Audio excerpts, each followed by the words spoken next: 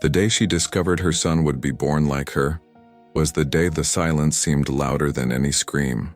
Even before understanding what it meant to be a mother, she already knew the weight of the stares, the whispers, and the questions that no one dared to ask aloud. Linda Bannon was born without fully formed arms. From the first minutes of her life, doctors and nurses knew that this was not a common amputation, nor an isolated gestational accident. There was something genetic, something rare, something that would later be identified as Holt-Oram syndrome, a hereditary condition that mainly affects the upper limbs and may be associated with congenital heart defects. Holt-Oram syndrome is considered an autosomal dominant genetic disease. This means that only one altered copy of the gene is needed for the condition to manifest. In most cases, it involves mutations in the TBX5 gene, responsible for the proper development of the heart and upper limbs during the embryonic period. For this reason, it is often called heart-hand syndrome. But at that moment, when Linda was born, what her mother saw wasn't genetics. It was a daughter. And that's how a lifetime of adaptations began. Linda grew up learning to do everything with her feet: eating, writing, brushing her teeth, turning the pages of books, using the phone, typing. There was no sophisticated adaptive technology like there is today. There was training, persistence, and a family that decided she wouldn't be defined by what she didn't have. Still, the world was not ready. At school, the children asked questions. Some stared, others laughed. Teachers sometimes hesitated, not out of malice, but out of ignorance. You had to rearrange desks, allow alternative writing methods, accept that she would hold the pencil with her toes while balancing in the chair. And she did. Linda didn't just attend classes. She excelled. She discovered early on that autonomy wouldn't be optional. It would be a matter of emotional survival. Holt-Oram syndrome presents with varying degrees of severity. Some people have only slight alterations in their thumbs or forearm bones. Others, like Linda, are born with almost complete absence of upper limbs. In many cases, there are also structural heart defects, such as atrial or ventricular septal defects. In her case, her heart also required medical attention from an early age. Frequent checkups, exams, constant monitoring. Each stage of childhood was marked by two simultaneous realities: physical adaptation and medical surveillance. But Linda didn't want to be just the girl without arms. She wanted to study, to work, to love. In adolescence, something began to change within her. If before she only wanted to prove that she could do the same things, now she began to understand that her story could serve a greater purpose. Not as a spectacle, not as a curiosity, but as an example of human resilience in the face of biology. Still, a silent fear accompanied her. If I ever had children, what would be the chance of passing the condition on to them? Genetics doesn't offer emotional answers, only probabilities. Since Holt-Oram syndrome is autosomal dominant, an affected person has about a 50% chance of passing the mutation on with each pregnancy. It's a cold, hard statistic. Half chance. Half of the uncertainty. Half of hope. Half scared. When Linda became pregnant, joy came first. Then, the anxiety. Ultrasounds became moments of intense anticipation. Each exam wasn't just about discovering the sex or monitoring growth. It was a search for signs. The doctors carefully examined the formation of the baby's upper limbs. They observed the heart's development. They measured, compared, and recorded. And then came the confirmation. Your son would also have Holt-Oram syndrome. His name would be Timmy. It wasn't a discovery accompanied by uncontrolled despair. It was different. It was a profound, almost reverent silence, as if she were reliving her own birth. But now, from another perspective, she knew exactly what her son would be facing. I was aware of the possible surgeries, from the consultations, regarding invasive questions, from the glances, regarding the adaptations, from frustrations. But he also knew something that no one else could guarantee him. I knew he would be capable. Timmy was born with significant absence of upper limbs just like his mother. His heart would also require close medical monitoring. In the first days of his life, while other mothers learned to breastfeed by holding their babies in their arms, Linda had to find her own way.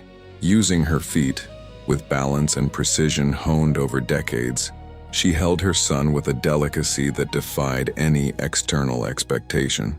Many people asked, sometimes with genuine curiosity, sometimes with disbelief, how would a mother without arms take care of a newborn? The answer was simple and complex at the same time. She would take care of it just as she always had in her life, learning, adapting, persisting. The first few months were exhausting, not because of a lack of ability, but because the world wasn't yet adapted to them. Strollers needed adjusting, cribs rearranged, clothes modified. Domestic logistics demanded constant creativity, but something powerful was happening there.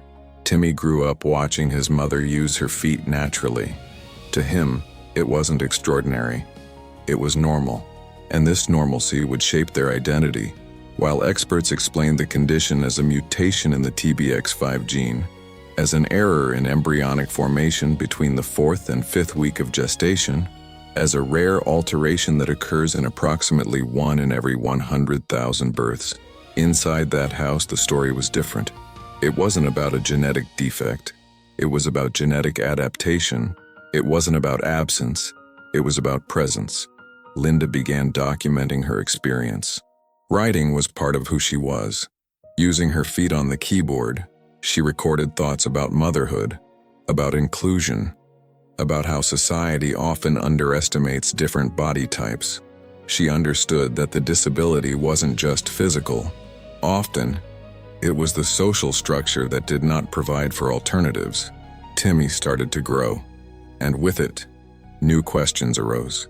How would he feel at school? How would you react to the first comparisons? Would he see himself as limited or as different? There was also the medical dimension. Holt-Oram syndrome requires continuous cardiological monitoring. Even when the heart defects are not severe, surveillance is constant. Arrhythmias, structural changes, the eventual need for surgical intervention, all are part of the clinical spectrum. Each appointment was a reminder that the condition was not only visible externally, but at the same time, each return home was a reaffirmation that life went on, and perhaps the greatest strength of that family lay not in overcoming dramatic challenges, but in their routine, at the time of waking up, at breakfast, in adapted games, in tasks performed with the feet, unexpected laughter. Linda and Timmy's story isn't about a medical miracle. It's not about healing. It's not about physical transformation. It's about continuity. It's about a mother who looked at her own genetic diagnosis and decided that it wouldn't define her son's future. It's about a boy who would grow up without arms, but surrounded by something that many consider even more essential: reference. Timmy wouldn't remember the exact moment he realized he was different.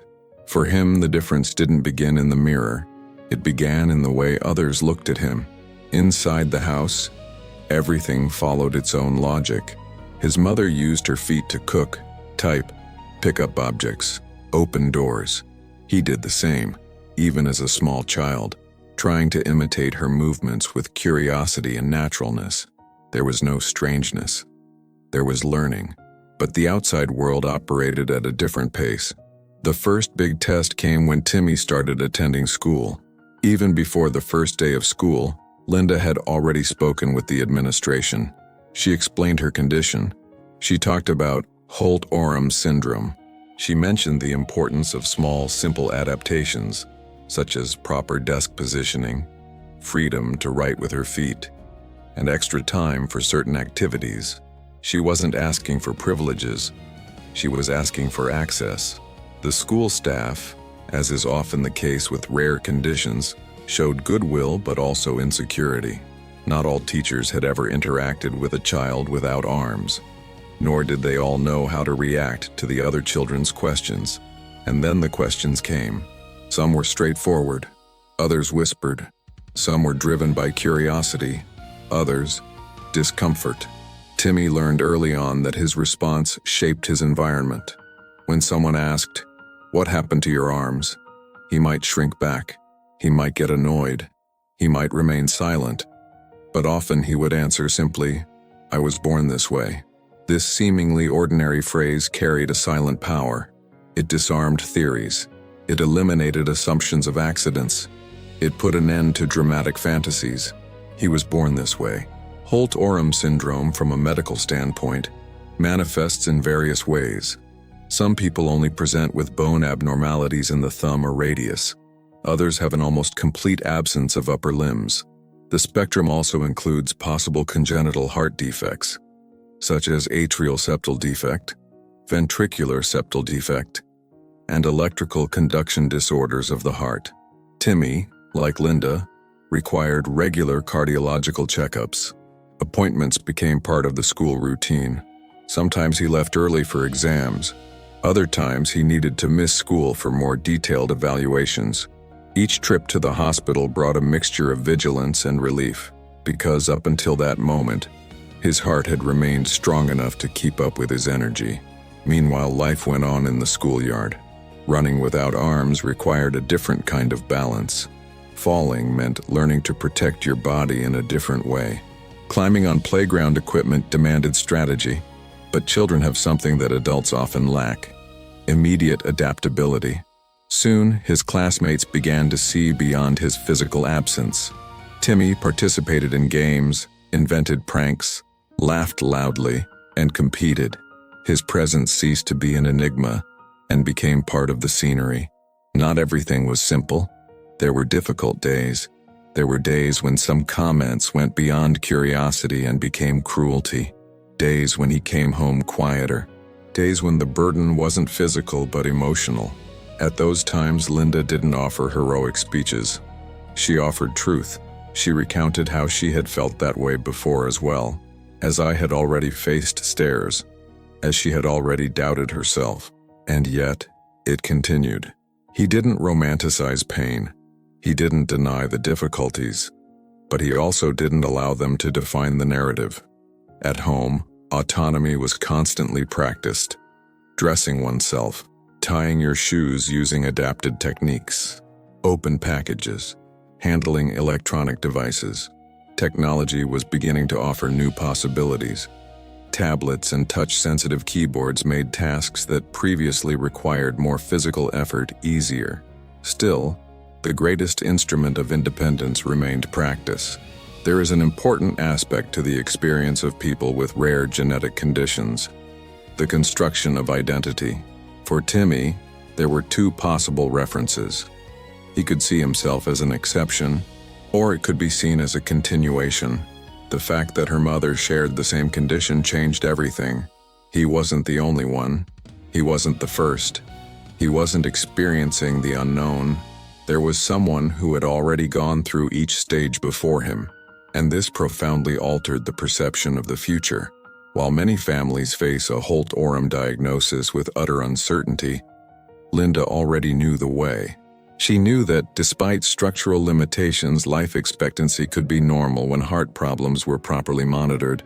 She knew that intellectual development was not affected by the syndrome. She knew that the barriers would be more social than biological. This knowledge transformed fear into planning. As Timmy grew, so did the family's visibility. Interviews began to emerge.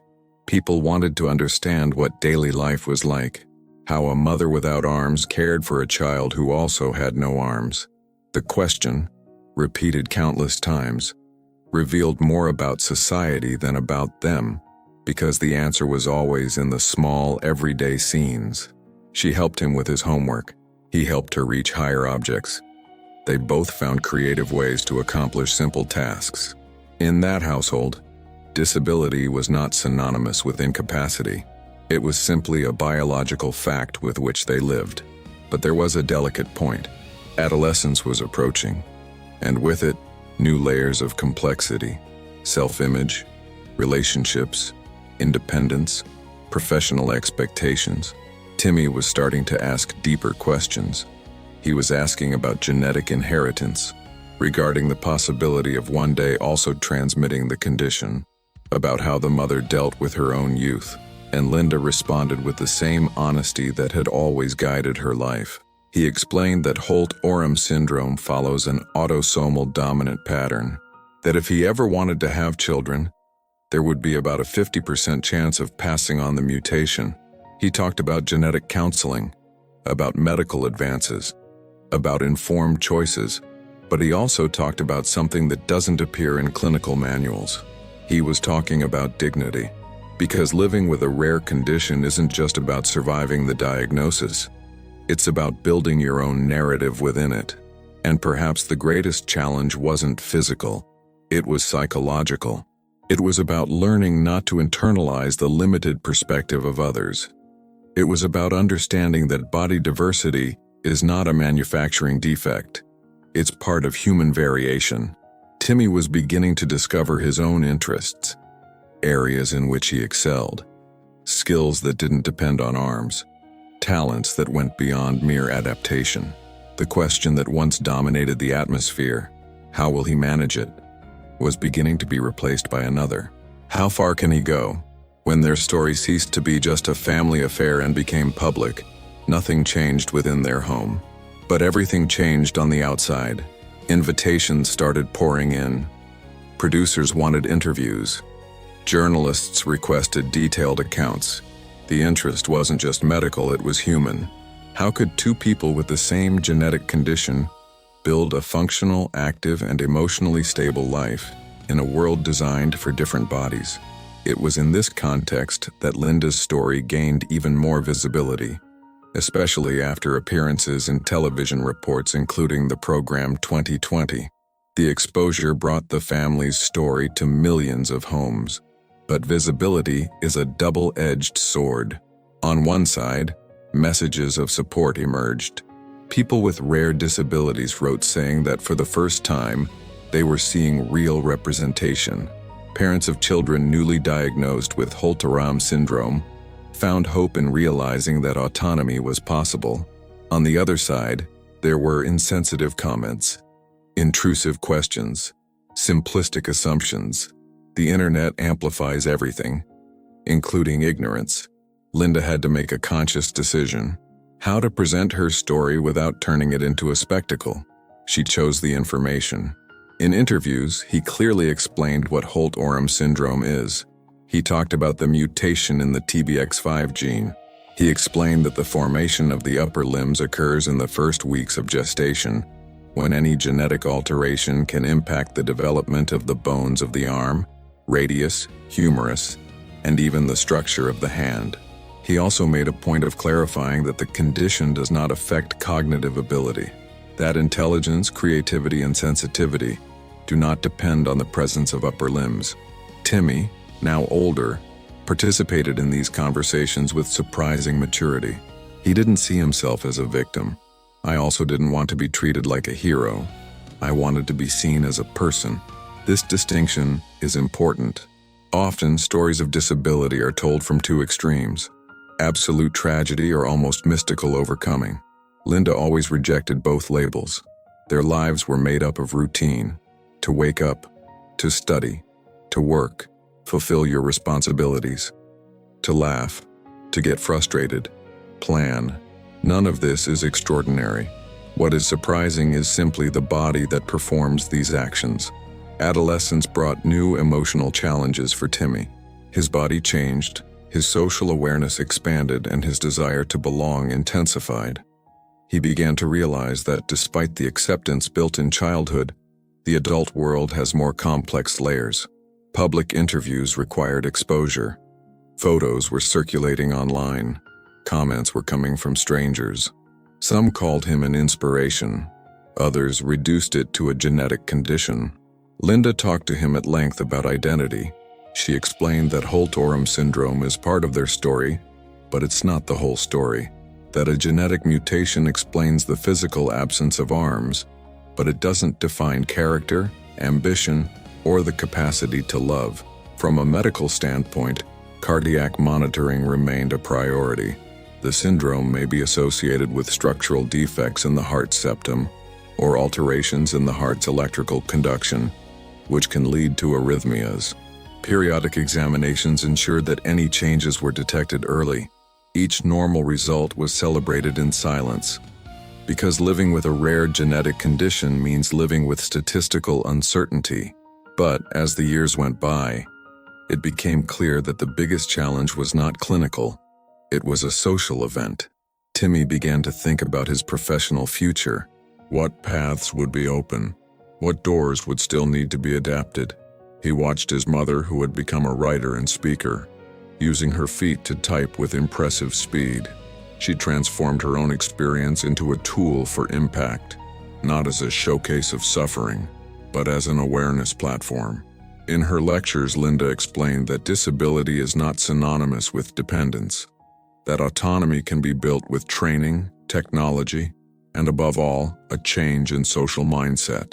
Timmy absorbed these lessons, but I also wanted to forge my own path. There were days when he grew tired of the public narrative, days when he just wanted anonymity, days when he didn't want to represent anyone but himself. And that's part of the story too. Because growing up under the label of example can be just as burdensome as growing up under the label of limitation. Linda respected that space. She knew that at some point, he would need to step away from her protective shadow to build his own identity. The relationship between mother and son was different from many others, not only because of their shared condition, but also because of the silent understanding that existed between them. When Timmy tried a new skill and felt frustrated, Linda didn't need long explanations. She recognized that feeling. She'd been there before. When she faced public criticism or cruel comments, he understood the pain. There was a genetic link, but there was also emotional complicity. Public exposure brought something unexpected, a network connecting with other families affected by rare conditions. People with Holt-Oram or similar syndromes began to reach out, seeking practical guidance and psychological support. Their story is no longer just an individual one. It became collective. And perhaps that is one of the most powerful aspects when someone decides to share their experience, transforming isolation into community.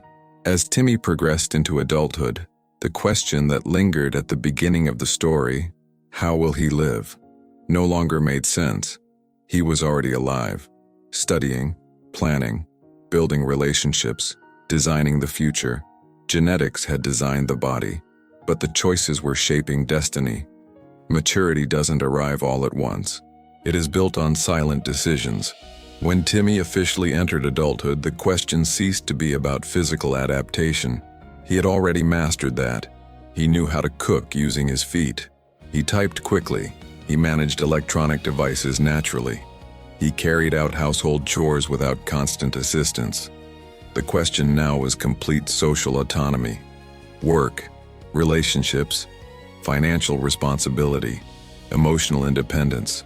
For years, the mother's presence served as both a mirror and a shield. But reaching adulthood meant beginning to exist outside of that dual framework. Linda followed this process with a mixture of pride and apprehension. Not because she doubted her son's ability, but because she deeply understood how the world still reacts to difference. She herself had faced job interviews filled with awkward silences, people who tried to be polite but didn't know where to look, evaluators who questioned, even without explicitly saying so, whether she would be capable. Over time, she proved that competence doesn't depend on the presence of upper limbs. She became a writer, speaker, and advocate for inclusion. Her story has become an example in discussions about accessibility and body diversity. But each generation faces its own challenges. Timmy didn't just want to be known as Linda's son. I wanted to be recognized for my own merit. He began exploring professional opportunities, always aware that he would need to demonstrate ability beyond first impressions. Holt-Oram syndrome was visible even before a single word was spoken. And this creates a specific psychological phenomenon. People form expectations before they even hear your voice. But he learned something fundamental by watching his mother. First impressions can be visual. The second is built upon the content. In formal settings, he explained his condition naturally. He spoke briefly about the syndrome. clarified that there was no cognitive impairment, mentioned regular cardiological follow-up, and then steered the conversation toward his abilities. Because biologically, Holt-Oram syndrome primarily affects the formation of the upper limbs and may include congenital heart defects, but it does not limit intelligence, creativity, or learning ability. This distinction needs to be repeated, not out of insistence, but out of social necessity. Meanwhile, the relationship between mother and son was entering a new phase. Less practical dependence, more sharing of adult experiences. They were discussing future choices, including genetics. The question that was once theoretical was becoming real. If Timmy ever wanted to have children, he would face the same statistic that once hung over Linda: 50% chance of transmission. Science offers tools such as genetic counseling and specific tests, but no technology completely eliminates the emotional dimension of the decision. Linda never told her son what to do. She simply shared her own experience. She said that when she discovered she was pregnant, she felt fear and hope at the same time. That upon receiving the diagnosis, she felt silence and strength in equal measure. That, despite the difficulties, she never considered her life incomplete. This type of conversation isn't technical, it's existential. And perhaps that is the true legacy that has spanned generations in that family. More than a genetic mutation, a philosophy of coping was transmitted. Over the years, their story has continued to be shared across different media, not as a spectacle, but as documented evidence that rare conditions do not negate the potential for a future. Experts often explain that the estimated prevalence of Holt-Oram syndrome is approximately 1 in 100,000 births. Many cases arise from a new mutation, with no family history. Others, like Linda and Timmy's, follow a clear hereditary pattern. But statistics don't capture what happens inside a home. They don't show the daily effort. They don't register the tiredness. They don't convey the quiet pride of each achievement. Looking back, Linda realizes that the biggest challenge was never learning to use her feet as hands. It was about teaching the world to see beyond absence. Timmy, now an adult, carries on this same mission in a different way. He doesn't need to prove anything extraordinary. His very existence defies limited expectations. And perhaps that is the most powerful part of the story. There was no cure. There was no miraculous transformation. There was no genetic change. There was continuity. There was an adaptation. There was education. There was a confrontation. There was love structured in reality, not in fantasy. Holt-Oram syndrome shaped their bodies, but it didn't shape the scope of dreams. And when we think about this trajectory, it becomes clear that inheritance is not just biological. Heritage is also about mindset. It's about posture. It's the way one chooses to respond to the world. If this story has given you a new perspective, leave a comment telling us where you're watching from and which part touched your heart the most. And before you leave, watch the video that's appearing on the end screen. It complements this journey with another true story that can transform the way you see limits and possibilities.